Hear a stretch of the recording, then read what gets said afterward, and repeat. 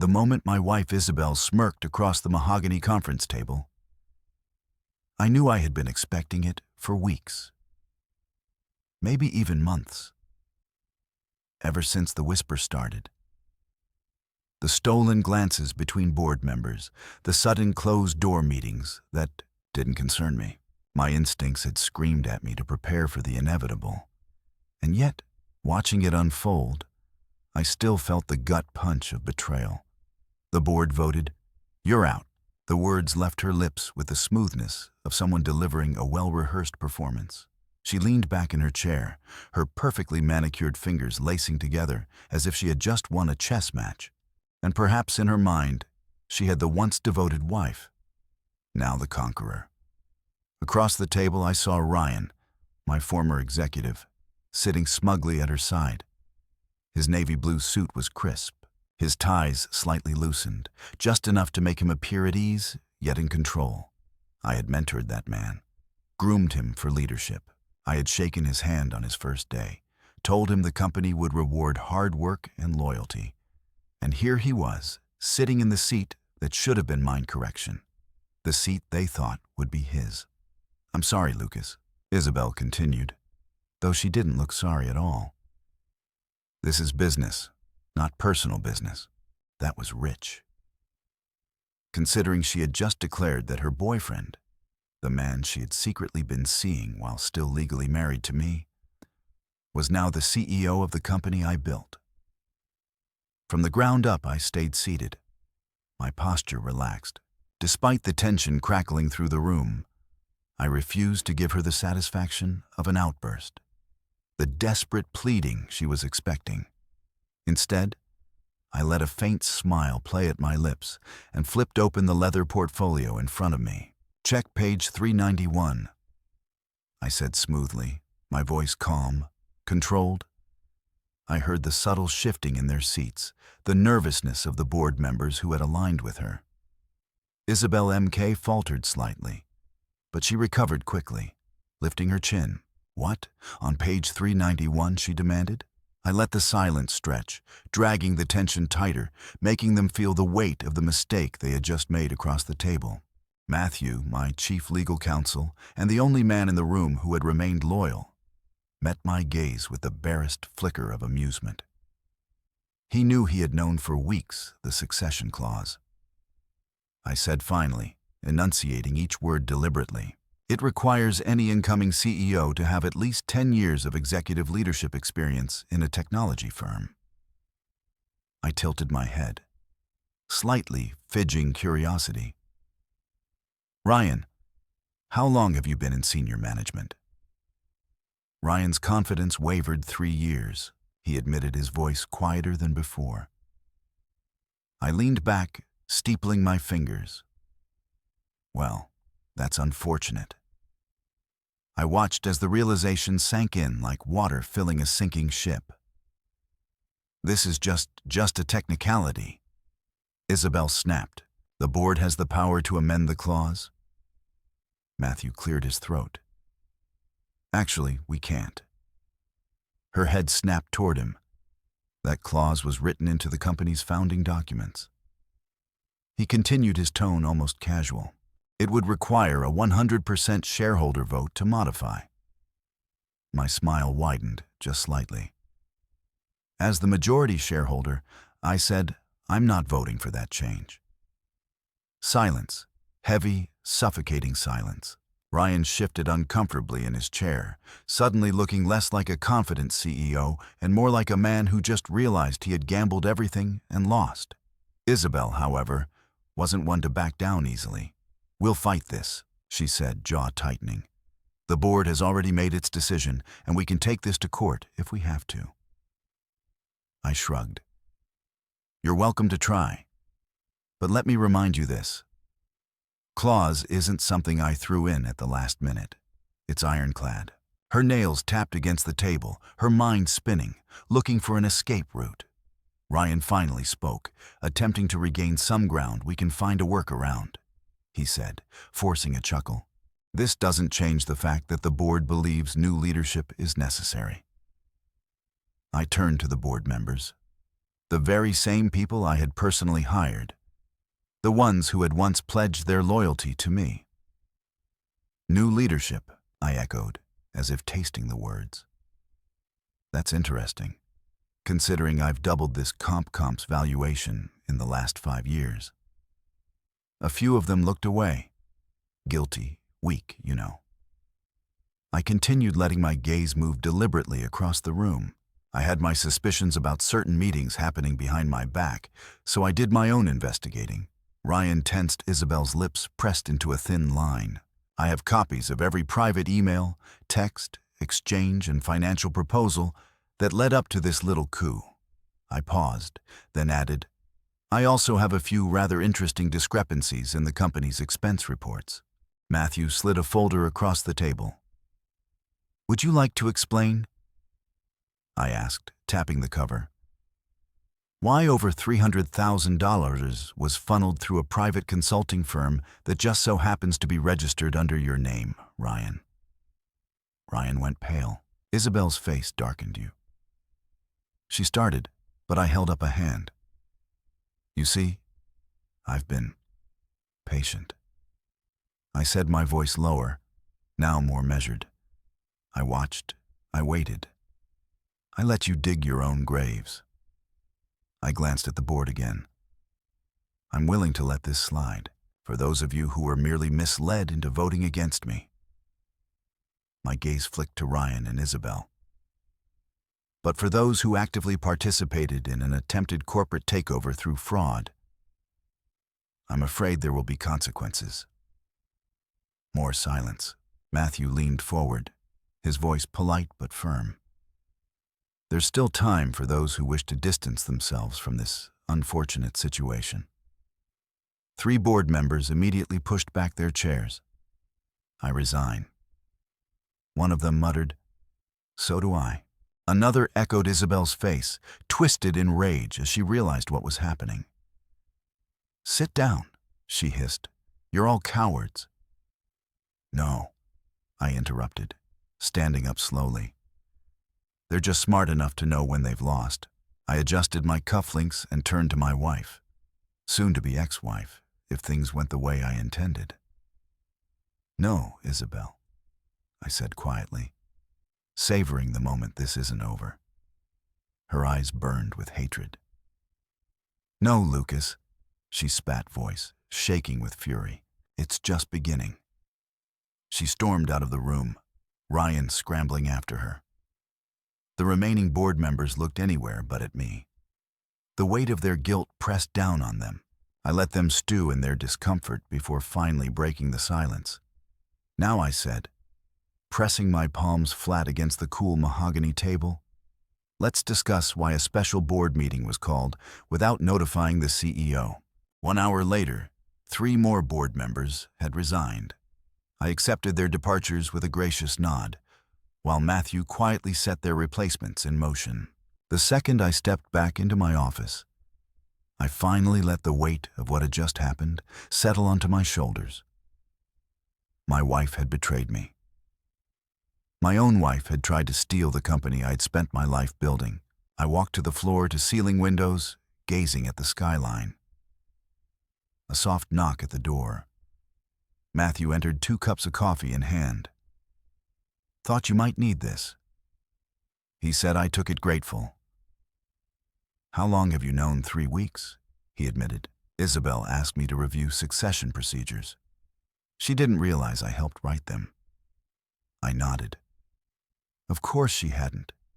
She had always underestimated me. My phone buzzed a text.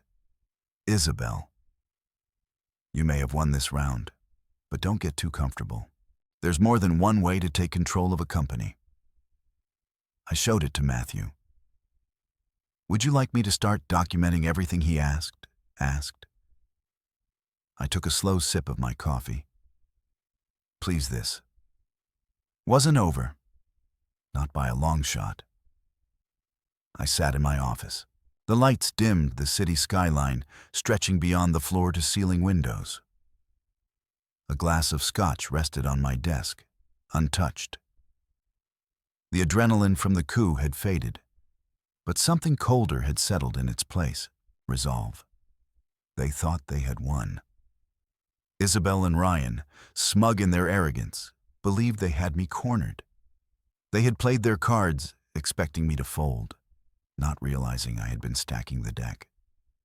Long before they even entered the game, I leaned back in my chair, staring at the ceiling. I had built Carter Innovations from nothing. Every late night, every sacrifice, every moment of doubt had led to a company that now stood as an empire, a billion-dollar powerhouse. And my wife, had tried to rip it from me. But I wasn't a fool. I had seen the signs months ago. Whispers had started among the senior staff. Conversations would. In the moment I stepped into a room, Isabel, who had once rolled her eyes at my passion for the company, had suddenly taken a deep interest in board meetings, financials, and executive strategy.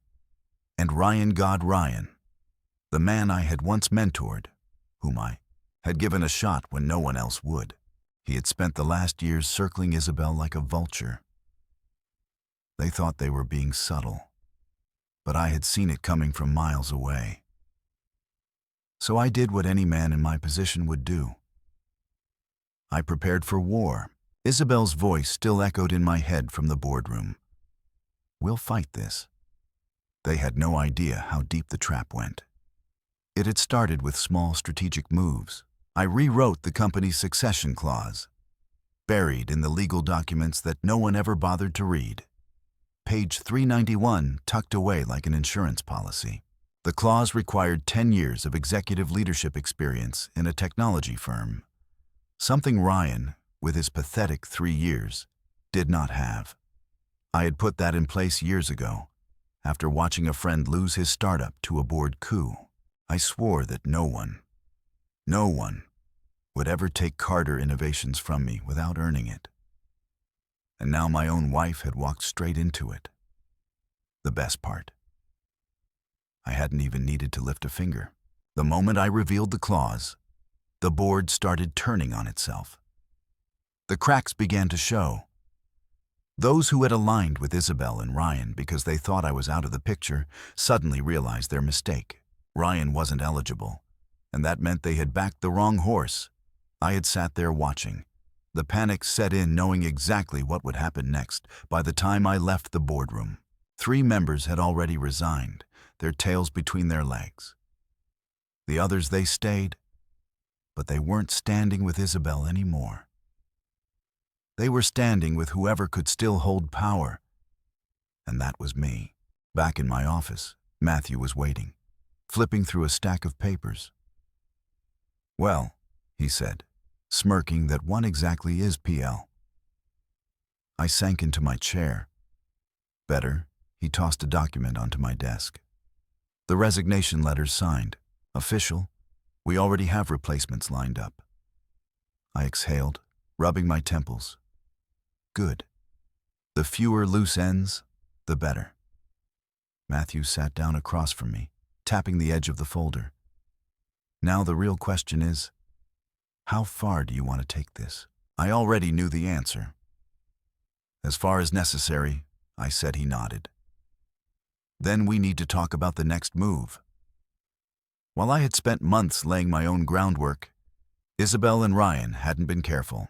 They had been sloppy, arrogant, convinced that I would never see it coming. What they didn't realize was that I had been watching them the entire time. Matthew opened another folder and slid it toward me. You're going to like this. Inside were financial records, transactions that shouldn't have existed.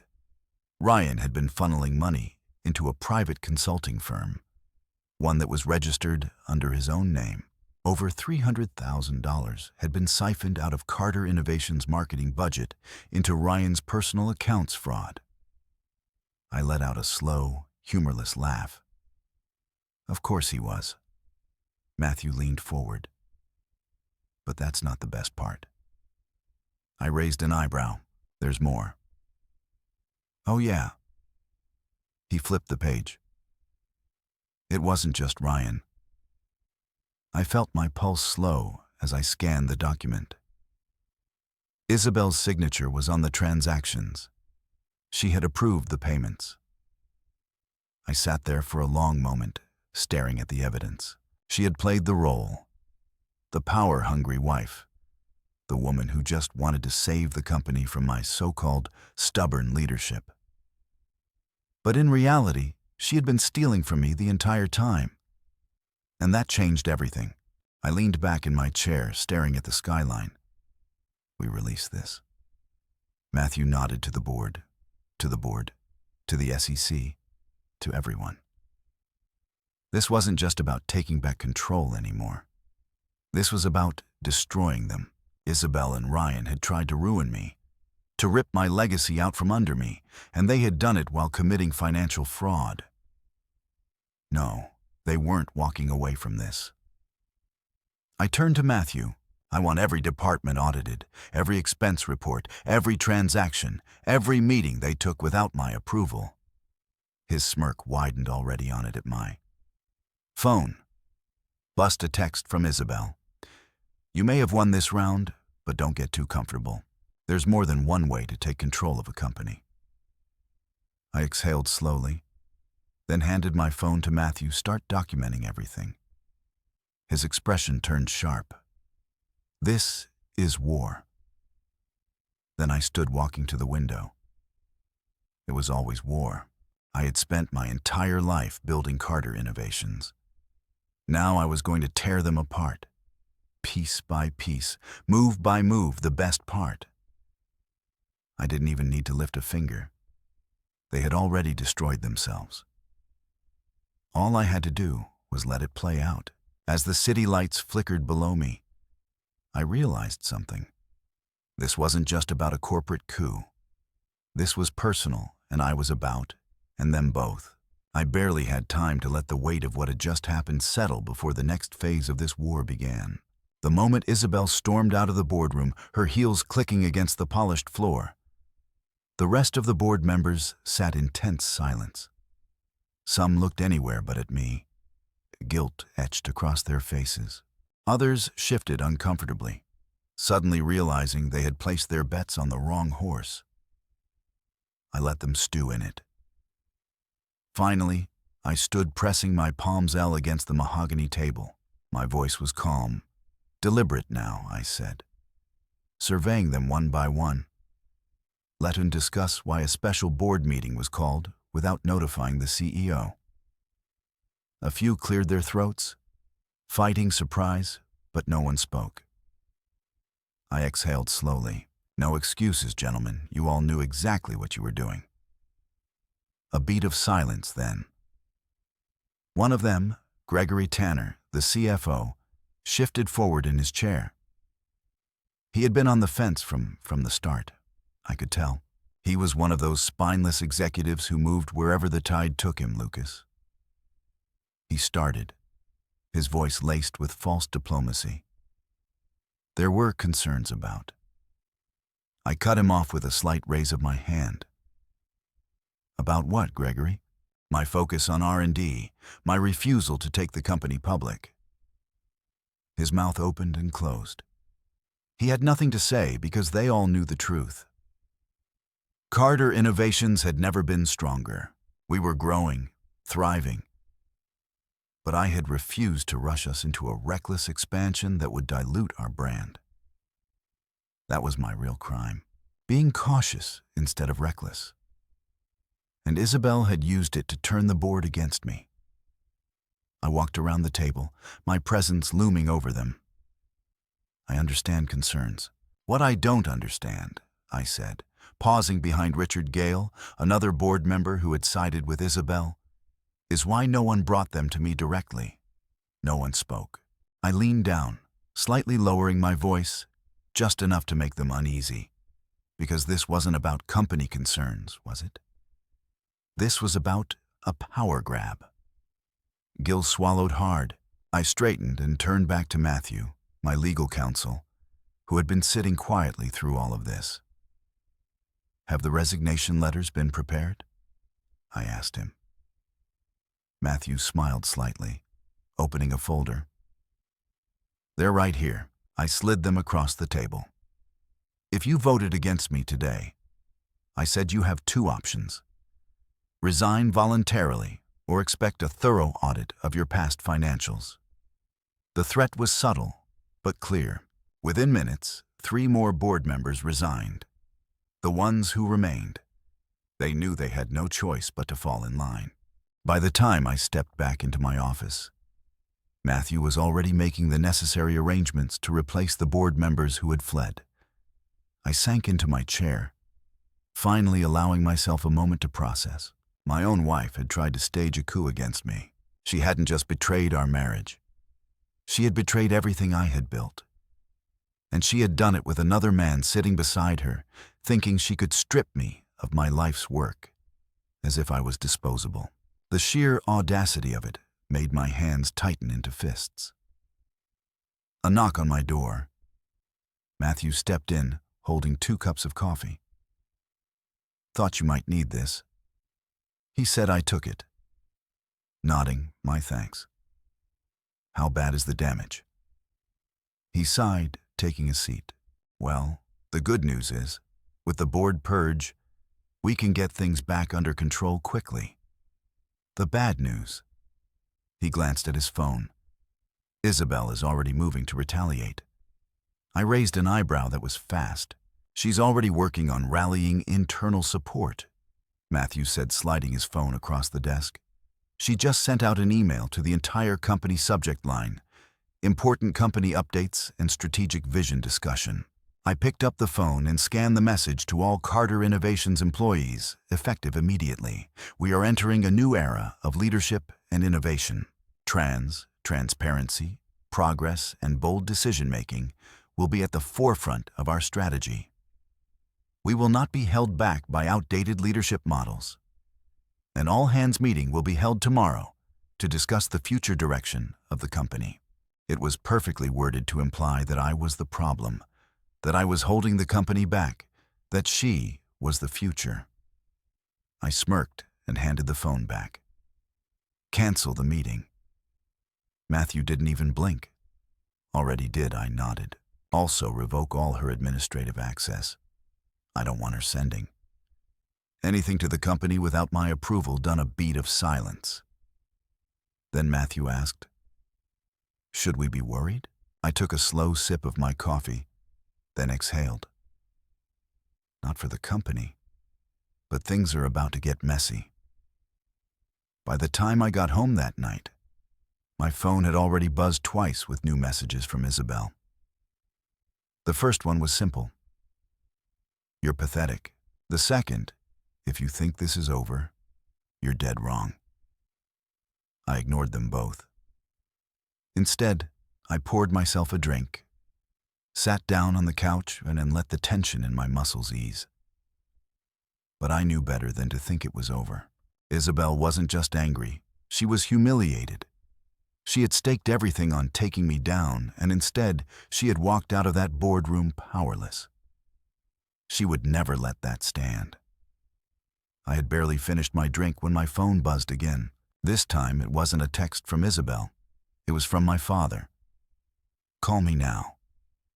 I let out a slow breath, already knowing what was coming. The family intervention. The second, I stepped inside my parents' house later that night. I knew Isabel had gotten to them first.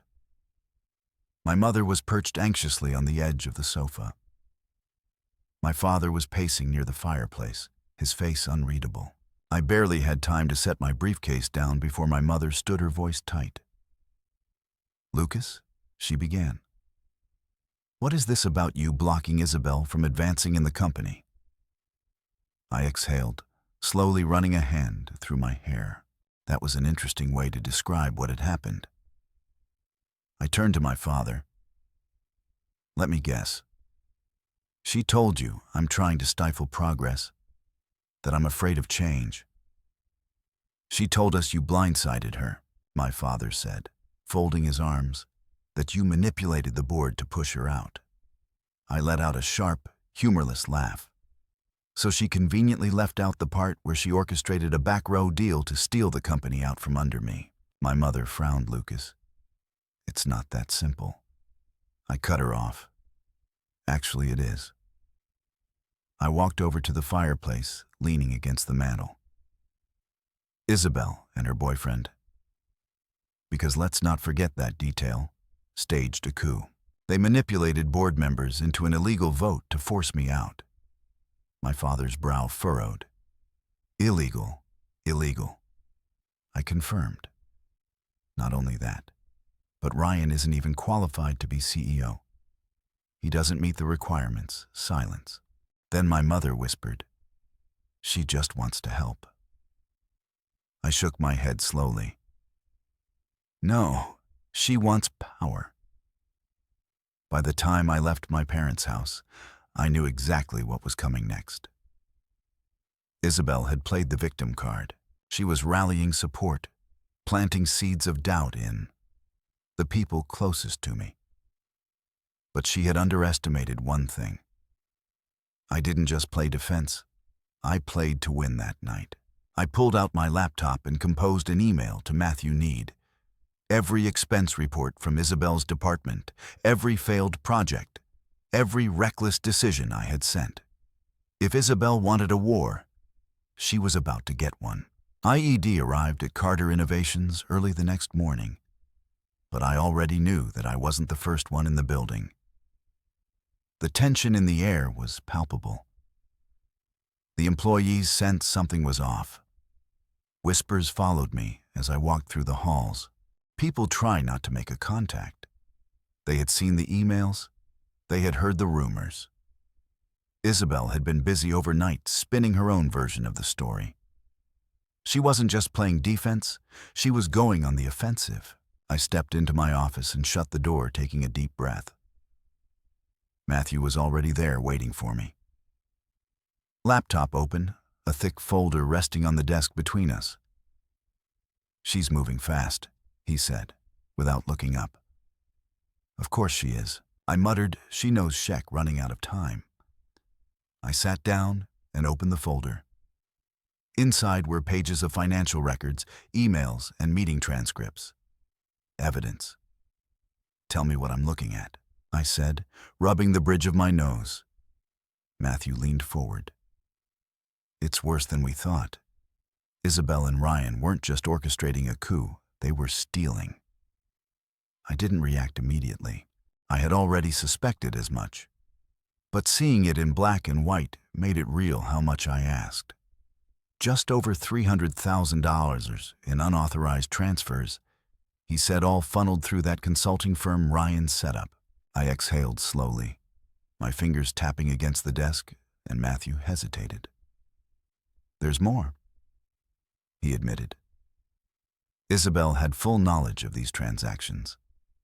She signed off on them for the first time since this whole mess started. I felt something close to genuine shock.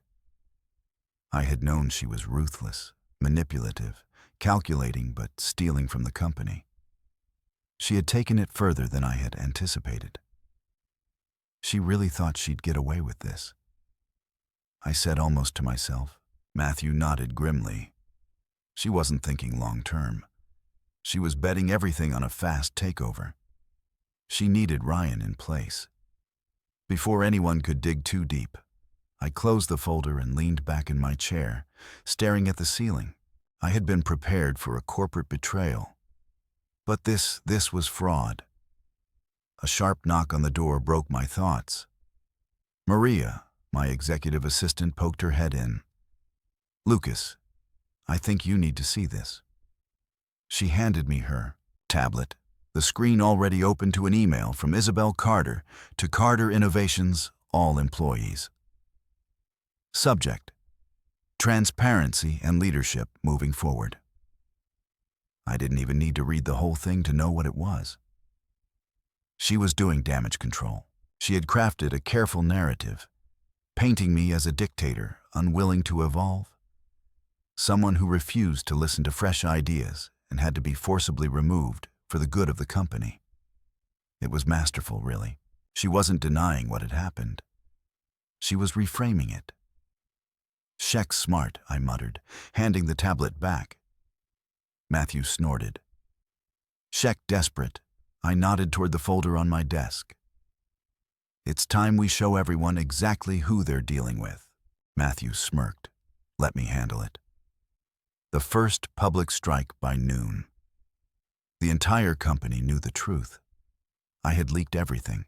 The fraudulent transactions, the secret consulting firm, Isabel's direct involvement. It wasn't just an internal memo. It was public investors, employees, even clients. Everyone saw it, and just like that, Isabel's carefully crafted narrative collapsed. It wasn't about a difference in leadership styles anymore. It was about corruption. I should have expected that she wouldn't go down quietly. At exactly p.m., security alerted me that Isabel was in the building. I sighed, standing up. Of course she is. Matthew cracked his knuckles. Want me to handle it? I shook my head. No, Letton. Hear what she has to say. I left my office and found her waiting for me in the executive lounge. She looked different. The usual poise. The effortless confidence gone. Her hands were clenched at her sides. Her face was tight with fury. This is a mistake, Lucas, she said. The moment she saw me, I crossed my arms. Which part? The part where you tried to steal my company, or the part where you committed fraud? Her lips pressed together. I had no choice. I let out a short laugh. No choice. I repeated. You had every choice, Isabel, and you made the wrong one. She stepped closer, lowering her voice. You don't understand. You've been so focused on your vision for the company that you refuse to see what's coming. I tilted my head. Enlighten me. She exhaled sharply. We stagnating. The market is evolving faster than you're willing to adapt. We should have gone public 2 years ago. We should have expanded faster, taken risks. I studied her waiting. And you think Ryan was the answer, I asked voice. Even he was willing to push boundaries, she argued. I scoffed. He was embezzling money. She flinched. She knew I was right. But instead of admitting it, she changed tactics. You're going to regret this. She said, her voice lower. Now I held her gaze. Is that a threat? Her jaw clenched. It's a reality check. You think you've won, Lucas? You haven't. The board still wants change. I shrugged. They can want whatever they like. I have the majority vote, and now I have every reason to make sure you never step foot in this company again. I pulled the document from my pocket and handed it to her. She frowned. What is this? I didn't blink. Your termination notice. Her face paled. This isn't over, she whispered. I smiled slightly.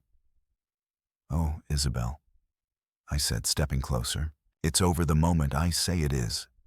And I turned and walked away. By the end of the day, Isabel's access had been revoked. Her emails shut down, her security clearance deleted, her name stripped from every official company record. She had become a ghost overnight. And yet, I knew she wouldn't stop. Because for someone like Isabel, using was never an option. I sat in my office staring at my phone. Then, at p.m., it busted a single message from Isabel. You may have won this round, but I'm not finished. I exhaled slowly, my fingers tightening around the phone. Then I responded with just 3 words. Yes, you are. And I blocked her number. I knew better than to assume Isabel would disappear quietly. She had spent months, maybe even years, weaving her web of manipulation.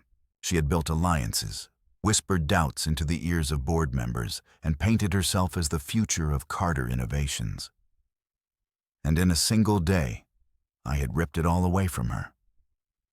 But people like Isabel didn't know how to lose. They didn't walk away when the game was over. They flipped the board and tried to change the rules.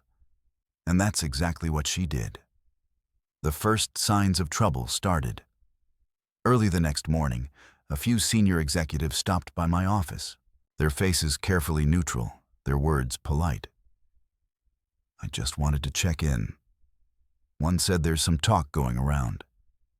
Another hesitated before asking, "Are the layoffs happening layoffs?" I frowned, setting down my coffee. "What layoffs?" The executive shifted, looking uncomfortable. "There's a rumor that now that you've secured power, you're planning to restructure that. A lot of people, especially those who supported Isabel, are about to be let go." I leaned back in my chair, exhaling slowly. Of course, Isabel was poisoning the company from the inside. She wasn't stupid. She knew I wouldn't fire an entire department just because they had sided with her in the coup. But if she could make people believe I would, she could create instability, make me look like the villain. And it was working by noon. I had dozens of similar conversations. Employees were skittish, unsure of where they stood. My leadership had never been questioned before. But now doubt was spreading like wildfire, and then, just as I expected, I got the from HR. "We have a situation," my HR director, Elliot Barnes, said. The moment I answered, I rubbed my temples. "Let me guess, employees are submitting resignation requests." "Not just employees," Elliot said grimly. "Entire teams." I met with HR immediately. Elliot laid out the reports in front of me. "We have over 20 key employees who are actively looking to leave," he said, "and another 10 who have already submitted their resignations." I skimmed through the names. These weren't just random employees. These were high-value staff members, the ones running crucial projects, and suddenly it clicked. "This isn't about destabilizing Carter Innovations," I said slowly. Elliot frowned. "What do you mean?" I looked up. "She's building her own team." Elliot's eyes widened. "You think she's poaching them?" I nodded. "She knows she can't take the company from me. So instead she's going to take our best people and start fresh somewhere else." Elliot sat back, shaking his head. "That's bold." I let out a short, humorless laugh. "Isabel doesn't do small moves." Matthew and I spent the next few hours digging.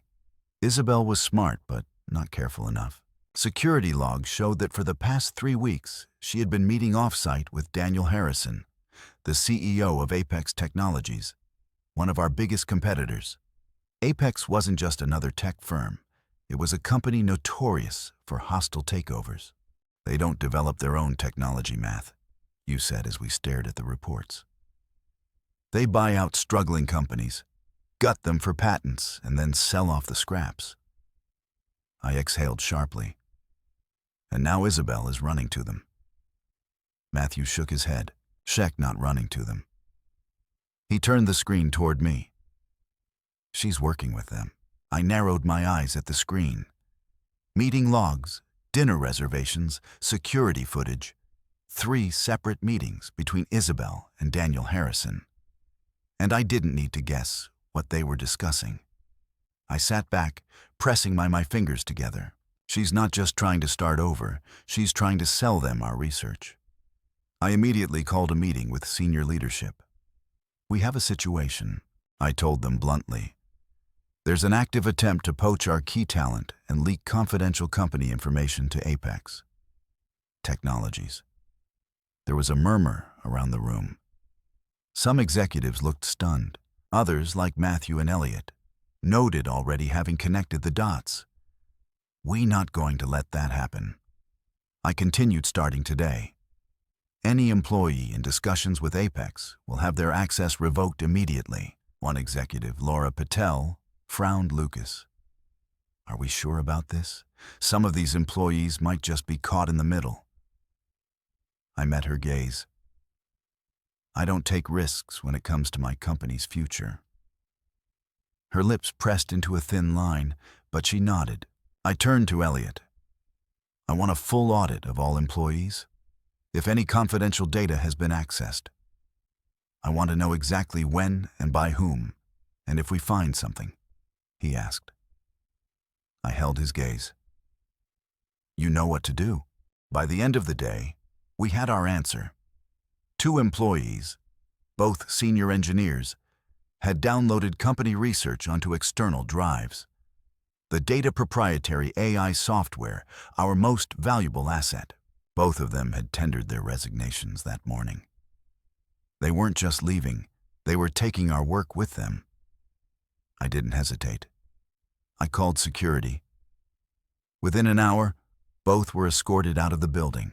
Their files were flagged, their access revoked, and Isabel, she made her next move. Within minutes, my phone buzzed with a message from an unknown number. That was a mistake, Lucas. You're making enemies.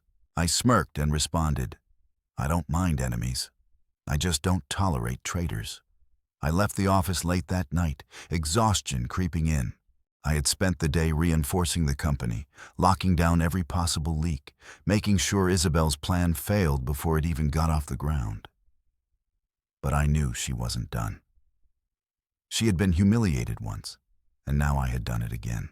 I stepped into the parking garage, the quiet hum of my footsteps echoing off the concrete walls.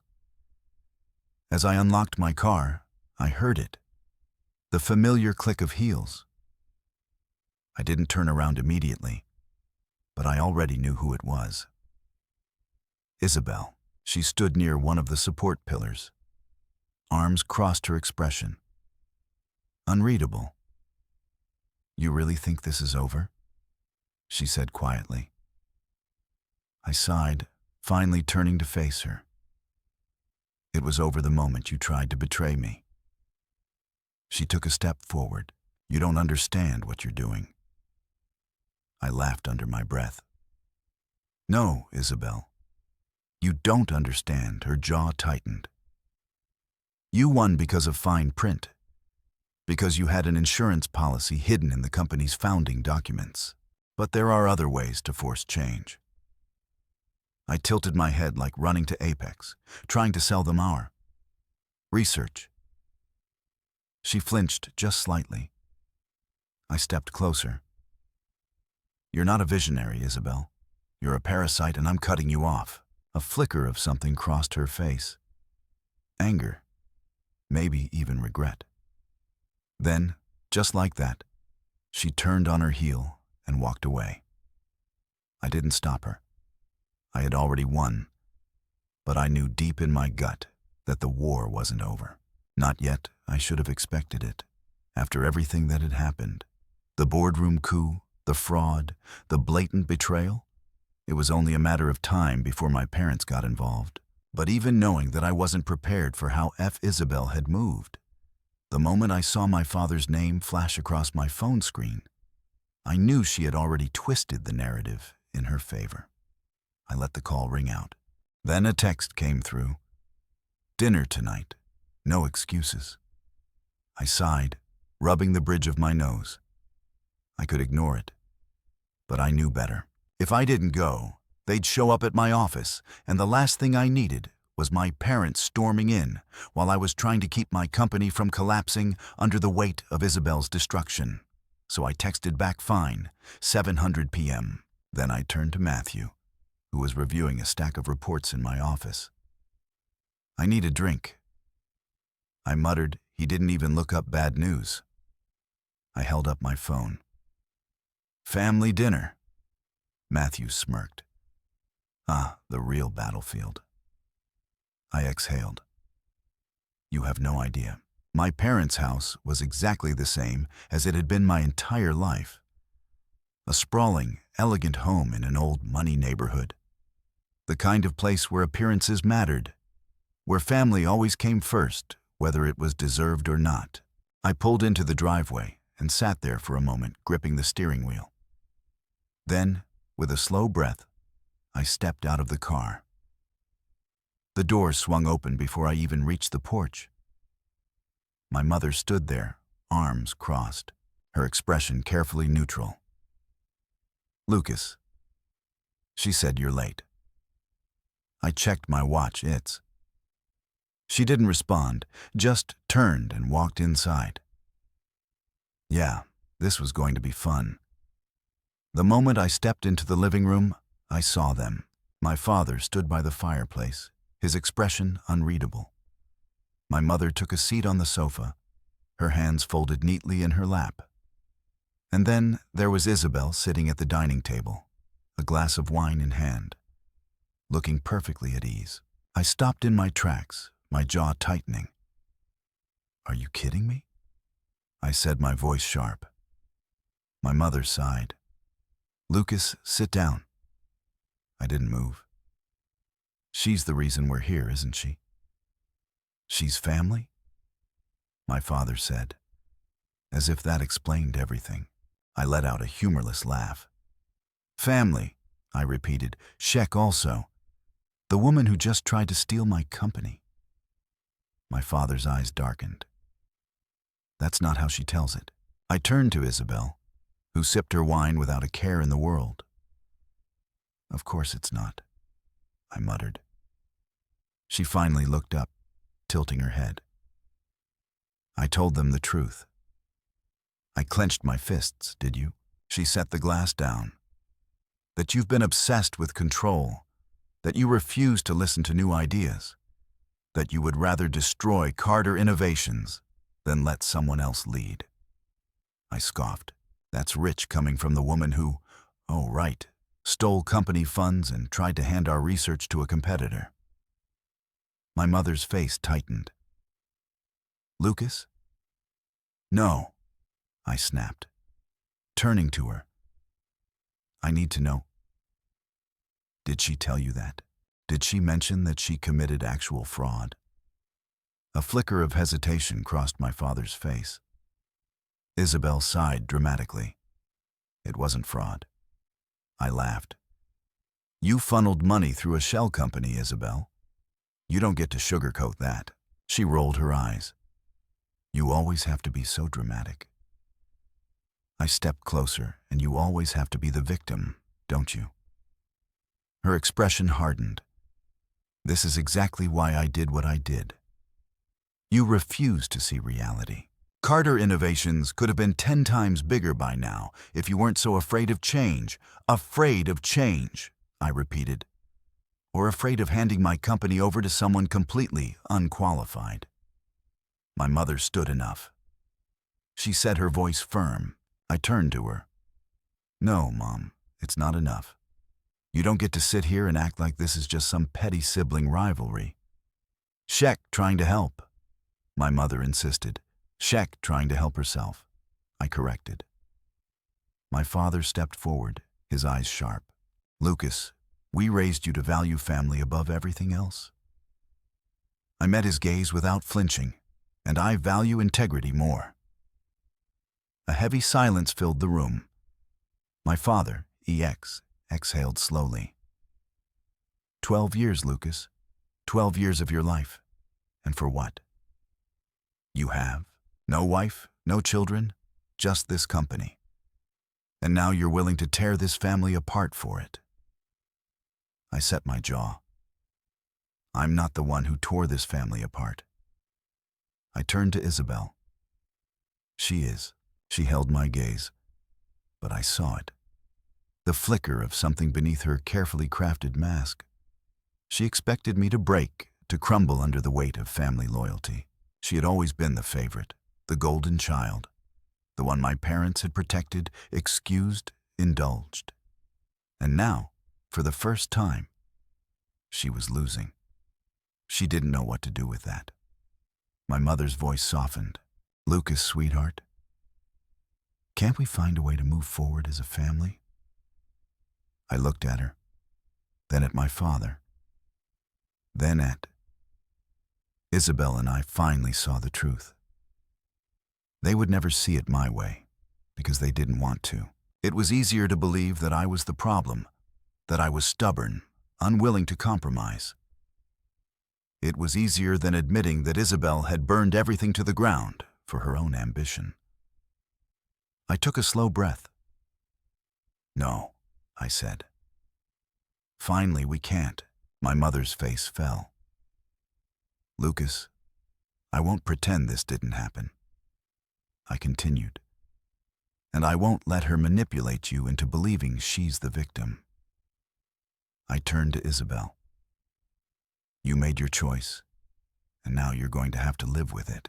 Her expression remained unreadable. I grabbed my coat.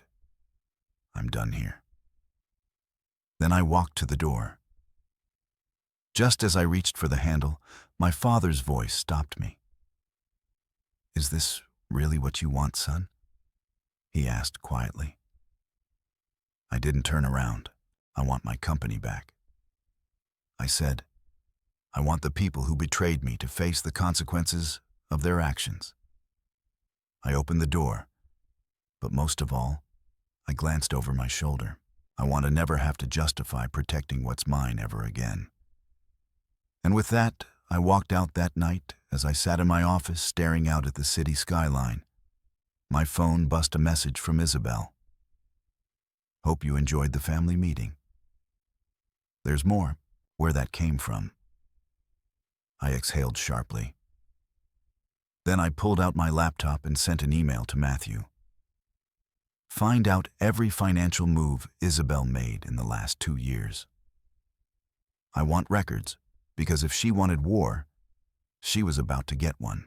I sat in my office staring at the report on my laptop, screen fingers tapping against the desk. It was all there. Every shady transaction, every mismanaged budget, every unauthorized access lock. For months, maybe longer, Isabel had been funneling company resources into her own side projects, diverting funds into Ryan's fake consulting firm and leaking sensitive data to Apex Technologies. And now I had proof. Matthew sat across from me, watching my reaction carefully. Well, he asked. I let out a slow breath. She really thought she'd get away with this.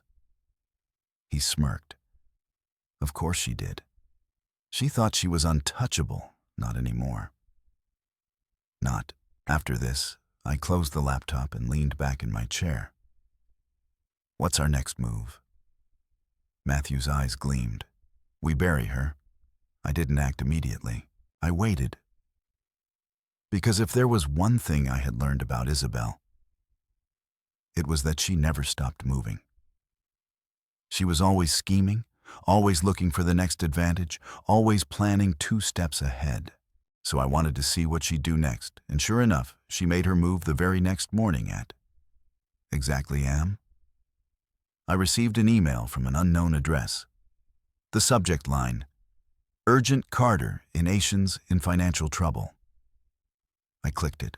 Inside was an anonymous report filled with fabricated financial projections, exaggerated losses, and claims that the company was on the verge of collapse. It was written in the language of concern, but I saw it for what it was. A setup, and I knew exactly who was behind it by am. News outlets had picked up the story. Articles flooded my inbox, all with similar headlines. Is Carter Innovations on the brink? Financial mismanagement at Carter tech giant faces uncertain future. I exhaled, slowly setting my phone down. Matthew walked in, his expression dark. Well, she's playing dirty, I smirked. She always does. But what Isabel didn't realize was that she had just given me the final piece of leverage I needed. She had fabricated a crisis, which meant she was acting out of desperation, which meant I had already won. Now all I had to do was finish the job. I didn't wait for her to make the next move. I made it for her. That evening, I arrived at her penthouse apartment unannounced. She opened the door, eyebrows raised. Well, this is a surprise. I stepped inside without waiting for an invitation. We need to talk. She sighed dramatically. Lucas, if this is about I cut her off, it's about the fake financial crisis you just created. Her smirk faltered for half a second. Then she rolled her eyes. Oh, please, you can't prove that was me. I pulled out my phone, swiping to a very specific email chain. Her eyes flickered to the screen. I watched as the color drained from her face. She tried to recover. Even if I did send a few emails, I scoffed. Isabel, you just tanked the stock value of your own family's company. She crossed her arms. Maybe I was just doing what was necessary to expose the truth. I took a step forward, lowering my voice. The truth. I held up another document like this unauthorized transfer to Ryan's fake consulting firm. Her jaw tightened. I pressed forward. Or maybe the deleted access logs from 2 weeks ago? The ones showing that you downloaded our proprietary AI research? The same day you met with Apex Technologies. Silence, heavy, suffocating silence. Then, for the first time, Isabel's confidence cracked. She swallowed hard. You wouldn't? Oh, I would, I said smoothly, because, unlike you, I know how to play the long game. The next morning, Carter Innovations filed a formal complaint with the SEC. Every document, every email, every financial transfer submitted for investigation. By noon, Isabel's bank accounts were frozen by PM. Her apartment had been raided for evidence by PM. She was trending on every major news platform. Billionaire heiress investigated for corporate espionage, Carter Innovation Scandal CEO's wife at the center of fraud allegations, Isabel Carter. Mastermind or pawn, and by PM, my phone buzzed with a message from Daniel Harrison, CEO of Apex Technologies. We need to talk. I smirked because I already knew what he wanted. He was about to cut Isabel loose. The next day I met Daniel Harrison at his high-rise office. He greeted me with a forced smile. Lucas Leeton, be reasonable here. I leaned back in my chair. Reasonable, I laughed. You just tried to steal my company's technology. He sighed. Look, Isabel came to us. We didn't initiate anything. I raised an eyebrow. So you're admitting that you did discuss our AI research? He paled slightly. I folded my arms. Daniel, let's cut the... You and I both know that Apex Technologies doesn't innovate. You acquire, you steal, and this time you got caught. He exhaled. What do you want? I smiled. Simple. Cut ties with Isabel completely publicly. He hesitated. That's a big ask. I slid a confidential legal document across the table. His eyes scanned it. Then he cursed under his breath, because in his hands was proof. Concrete evidence that Apex had engaged in illegal discussions with a Carter Innovations executive. If this went public, his company would burn with Isabel's. I watched him weigh his options. Then finally he sighed. Fine, we'll issue a statement. Isabel acted alone. Apex was never involved. I smirked. Good choice. That evening, Apex Technologies issue, you had a public statement. They denounced any involvement with Isabel Carter. They called her a rogue executive who acted without authorization, and just like that, she was completely alone. By the next morning, the SEC investigation had intensified. Her assets were frozen, her reputation was in ruins, and then at midnight, I got a final text from Isabel. You destroyed me. I stared at the message for a long moment, and then finally I responded. No, you destroyed yourself. I just made sure the world saw it, and then I blocked her number for good. I sat in my office the next morning watching the city wake up. Carter Innovations was stronger than ever. Isabel was out of my life. The war was over. But as I stared at the skyline, I felt something else settle in my chest. I had W, but at what cost? The family I had once known, gone. The trust one had once shattered, I had. Protected my company. But I had lost everything else, and maybe, just maybe, that had been her plan all along. I should have felt satisfied. The board had been purged. Isabel was publicly disgraced. Apex Technologies had been forced to cut her loose. And now, with the SEC investigating her every move, she was left isolated, broke and powerless. But I knew Isabel. She wasn't someone who accepted defeat.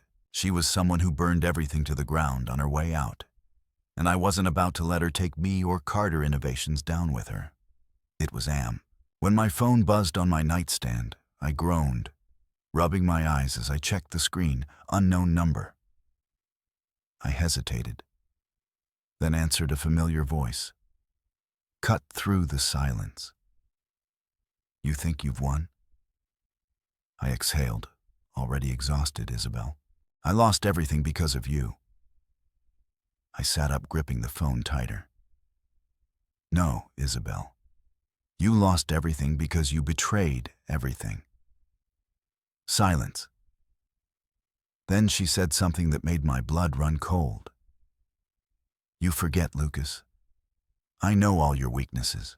My jaw clenched. Is that a threat? She let out a soft laugh. I'm just saying. Accidents happen. Investors panic. Stocks drop. One well-timed rumor. And even you won't be able to clean up the mess. I ran a hand through my hair. What do you want? Her voice sharpened. Throw the SEC case.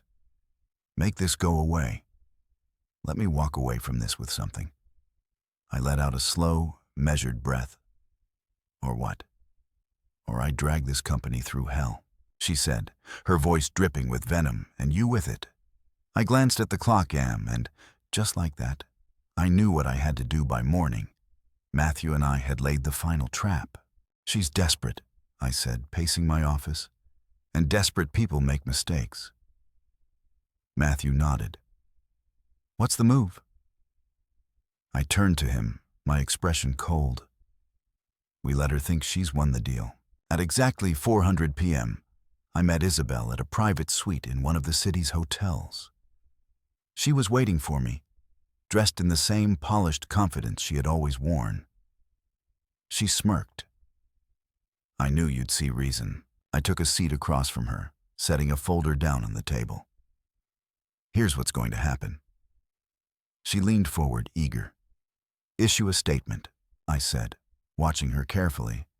A public release saying that the SEC investigation was based on misunderstandings, that Carter Innovations has no interest in pursuing legal action. Her smirk widened. Good, I didn't stop. In return, you sign this. I pushed the folder toward her. She opened it, scanning the pages. A non-compete agreement. She laughed. Lucas, you can't be serious, dead. Serious, I said evenly. The agreement was ironclad. If she signed it, she would be legally barred from any involvement in tech finance or corporate leadership for the next 10 years. Isabel's smirk faded. No, I leaned back then. The SEC case stays open. Her fingers curled around the papers. You're bluffing. I tilted my head. Am I? She hesitated. And in that moment, I knew I had her for the first time. She realized that this wasn't just a setback. This was the end. She could either fight and lose everything, or she could walk away with what little dignity she had left. Her nails tapped against the table. You really think I'll let you erase me? Like this, I shrugged. I think you don't have a choice. Her jaw clenched. Then, slowly, she reached for the pen, and she signed just like that. It was over by the next morning. The news had broken. SEC investigation closed. Carter Innovations clears former executive Lucas Carter, retains complete control over tech empire. Isabel Carter resigns from industry, cites personal reasons for exit. Her name was wiped from the corporate world. No investors, no allies, no future in business. She had been exiled, and I had made sure she would never come back. I was leaving the office late that night when I saw her. She stood by my car, arms crossed. I stopped a few feet away. "This is trespassing." She smirked. "What are you going to do? Have me arrested?" I sighed. "What do you want, Isabel?" She studied me for a long moment. Then finally she said, "Did you ever love me?" The question caught me off guard. I exhaled. I did, once her smirk wavered just slightly. Then she stepped forward. "One day, Lucas, you're going to look back and wonder if this was worth it." I held her gaze. "I already know it was." She let out a quiet laugh. "Goodbye, Lucas." I watched as she walked away, disappearing into the night. And for the first time in a long time, I felt at peace. The war was over, and I had won. Carter Innovations was mine again, stronger than ever. And yet, as I sat in my office staring at the city skyline, I couldn't shake the feeling that something had changed. I had protected what I built, but in doing so I had destroyed what was left of my family. Was it worth it? Yes. Would I do it again without hesitation? Because in the end, some battles aren't about winning. They're about survival. And I had survived. A week later, an envelope arrived on my desk. No return address, just my name inside was a single note. "You stay true to your principles. Your mother and I are ready to listen." I stared at the words for a long time. Then, slowly, I pinned the letter to my bulletin board. A reminder that while power can be taken, trust has to be earned back, and maybe, just maybe, some things can still be rebuilt.